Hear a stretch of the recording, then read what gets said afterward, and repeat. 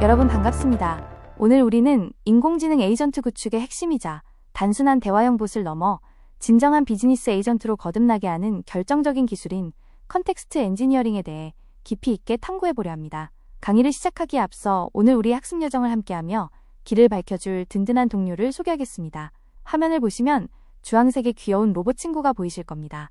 바로 크로 박사입니다. 크로 박사는 가슴에 선명한 주황색 A 로고를 달고 지혜의 상징인 학사모를 쓴 채 동그란 안경 너머로 데이터를 매섭게 분석하고 있죠.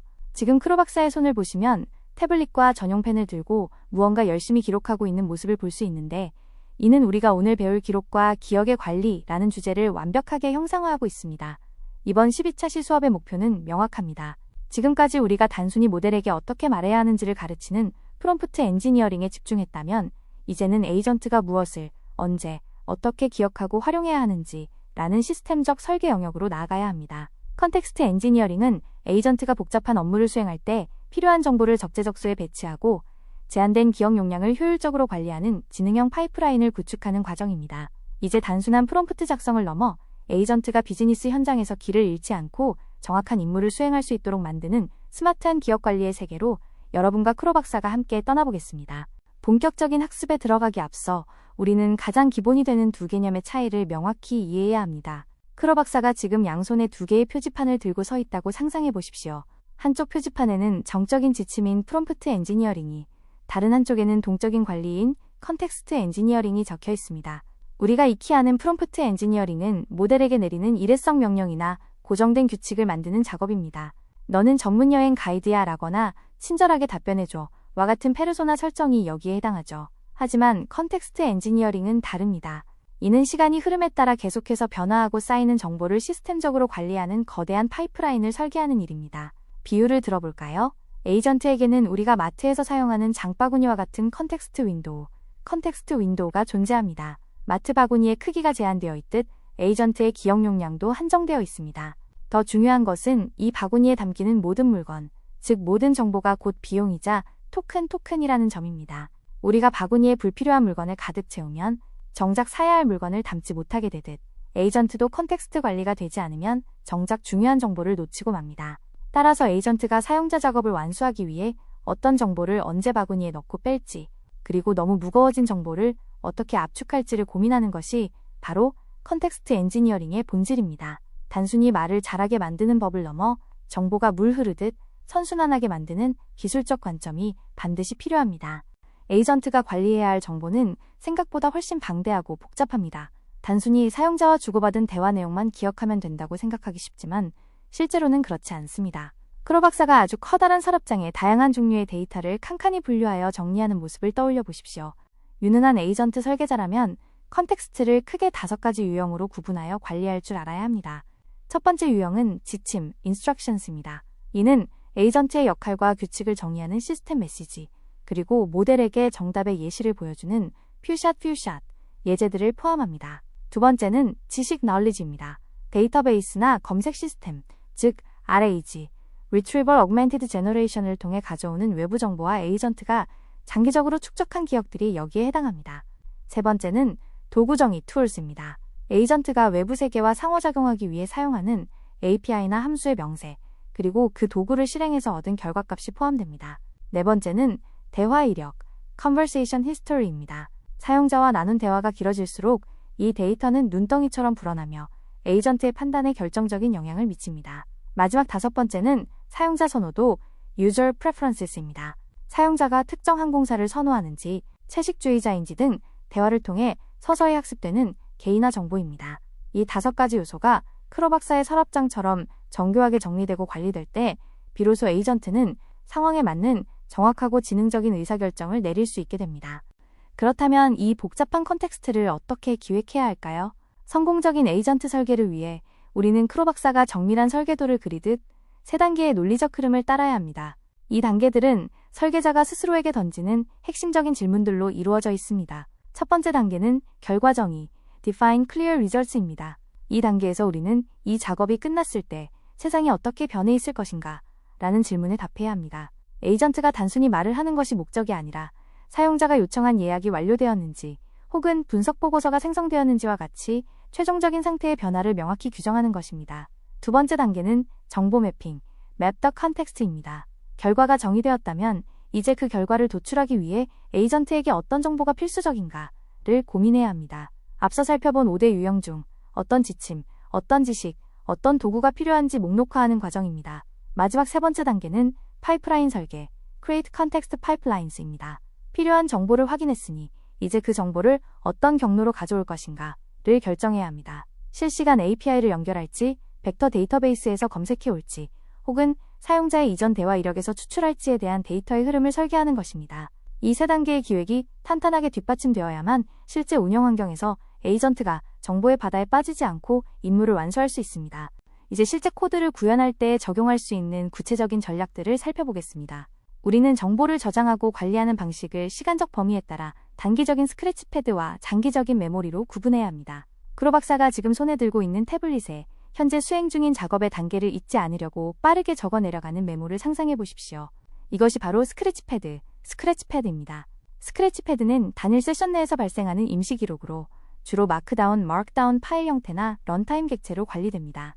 모든 과정을 대화창에 노출하지 않고 별도의 작업 공간에 저장해 두었다가 필요할 때만 호출함으로써 컨텍스트 윈도우의 부하를 획기적으로 줄여줍니다. 반면 메모리스는 여러 세션에 걸쳐 유지되는 영구적인 저장소입니다. 크로 박사가 중요한 정보를 잡고 견고한 메모리 칩에 저장하여 금고에 보관하는 것과 같습니다. 사용자의 오랜 취향이나 과거의 복잡한 학습 내용을 세션이 종료된 후에도 기억하게 함으로써 다음에 사용자가 돌아왔을 때 지난번에 말씀하신 대로 이번에도 비즈니스적으로 알아볼까요?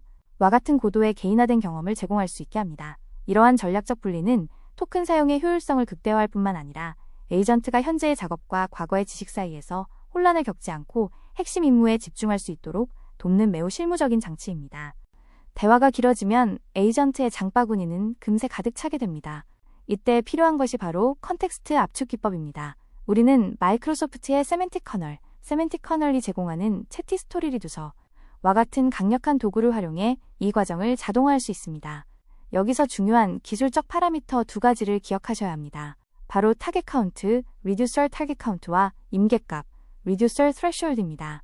구체적인 로직을 예로 들어보겠습니다. 우리가 임계값을 15개 메시지로 설정했다고 가정해봅시다. 에이전트와 사용자의 대화가 진행되어 메시지 개수가 21개에 도달하는 순간 시스템은 바구니가 너무 무겁다 고 판단하여 감축 로직을 가동합니다.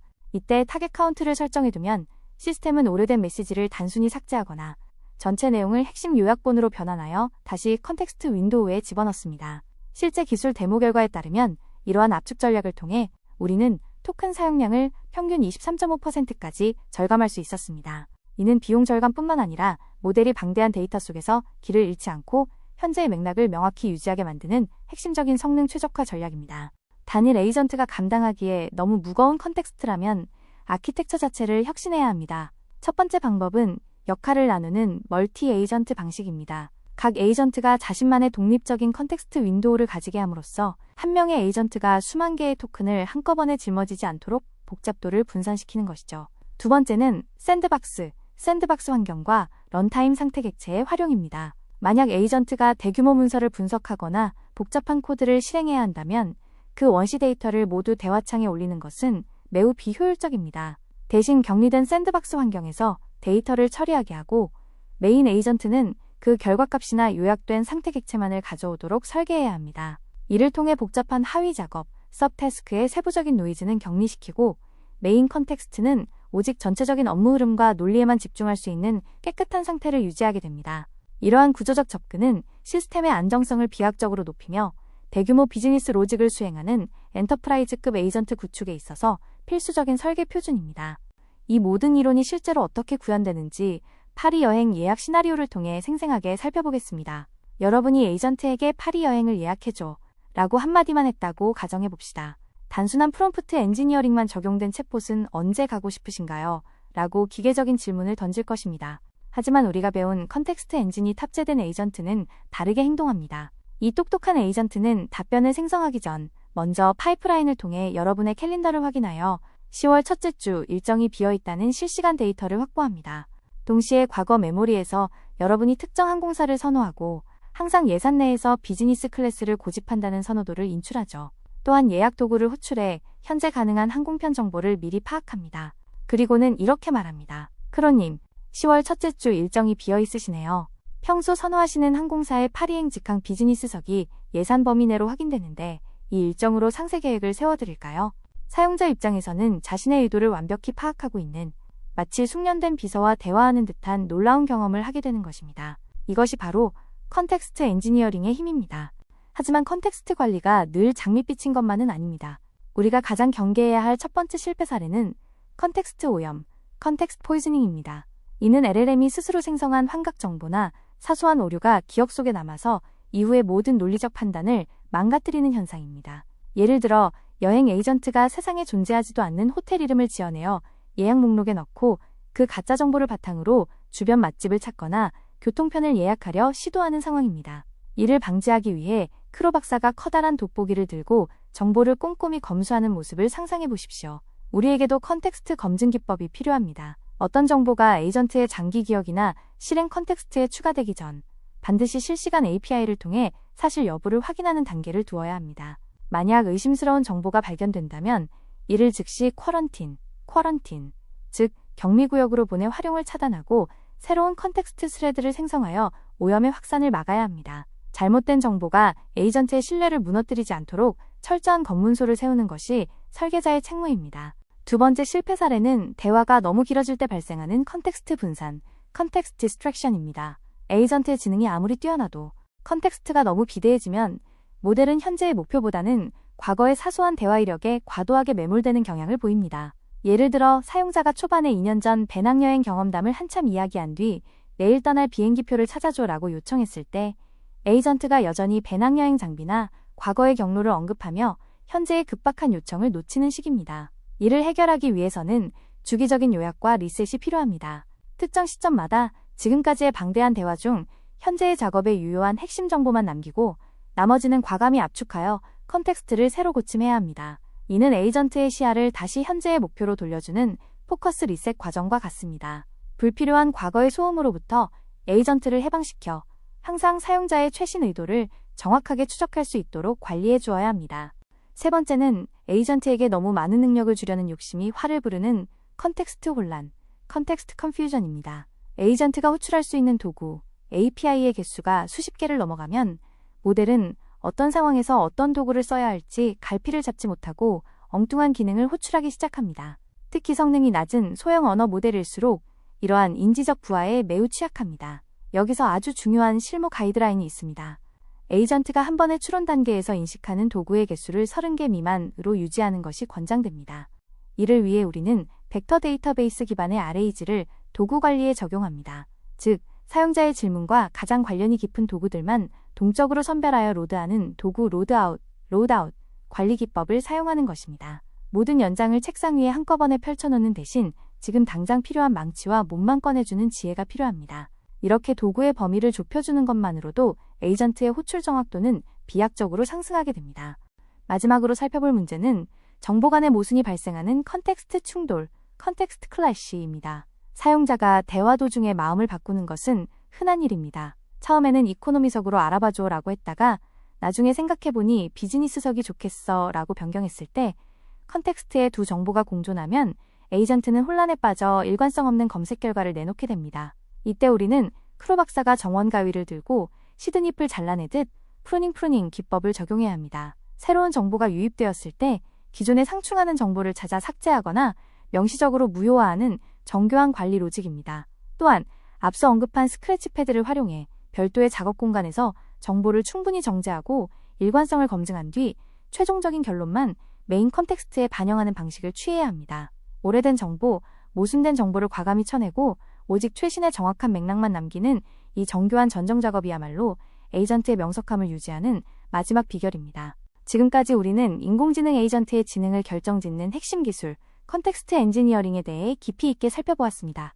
오늘 배운 내용을 정리해보면 에이전트가 단순히 신기한 대화 도구에 머물지 않고 실제 비즈니스 가치를 창출하기 위해서는 정보의 유형을 구분하고 체계적인 파이프라인을 설계하며 발생 가능한 다양한 실패 사례에 대비하는 시스템적 접근이 필수적입니다. 에이전트는 내부 로직을 알 수 없는 미지의 블랙박스가 되어서는 안 됩니다. 우리가 설계한 정교한 컨텍스트 관리 체계 안에서 예측 가능하고 신뢰할 수 있게 동작하는 파트너가 되어야 합니다. 학사모를 쓴 크로 박사와 함께한 오늘의 이 여정이 여러분이 더 나은 AI 에이전트를 구축하는 데 있어 든든한 기술적 자산이 되기를 진심으로 바랍니다. 여러분의 에이전트가 지혜롭고 정교한 기억력을 바탕으로 수많은 사용자에게 감동과 신뢰를 전달하는 멋진 비즈니스 파트너로 성장하기를 응원하며 오늘 강의를 마치겠습니다. 경청해 주셔서 감사합니다.